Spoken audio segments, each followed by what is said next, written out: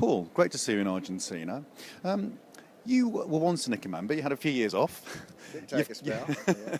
You've come back to the fold. Yeah. What changes have you seen?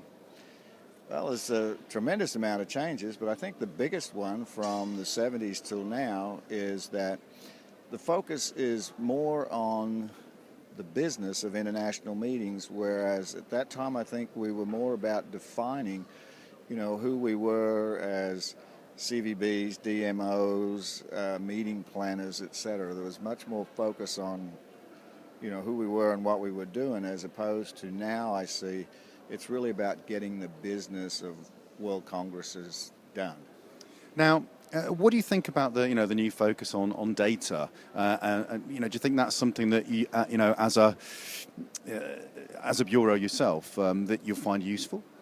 It's the most important reason why I'm back in ICCA, and I can say that it's probably the best database in the world relative to the meetings industry and the depth of the research that is in that database. Whereas, again, in the 70s it was probably the weakest link. It's now the strongest link in the organization.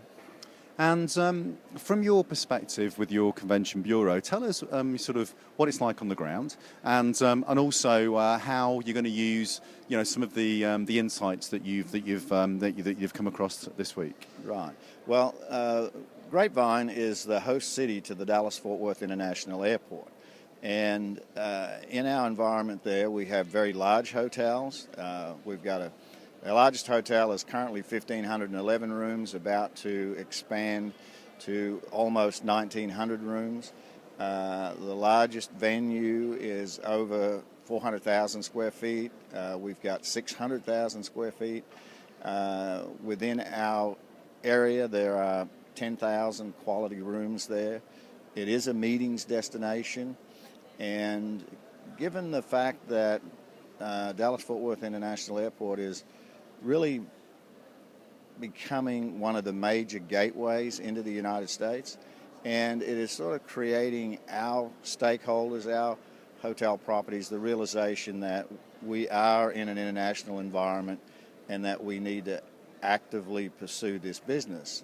Historically, our focus has been on the national market and not the international, but I'm delighted that that focus has changed. Because I think that was, as I look back over my career, the best time I ever had was working the international market, and so it's wonderful to be back in that position again. Now, as you said, you've got a long career in the meetings industry. You've got a vast array of knowledge that you've carried with you. Is there anything here this week that's actually been able to teach you anything?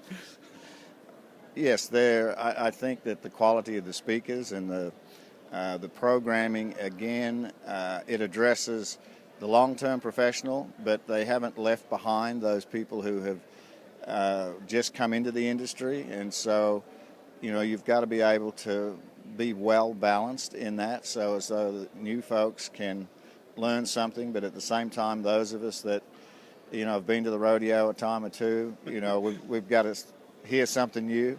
And I'm pleased to say that I'm learning something every day.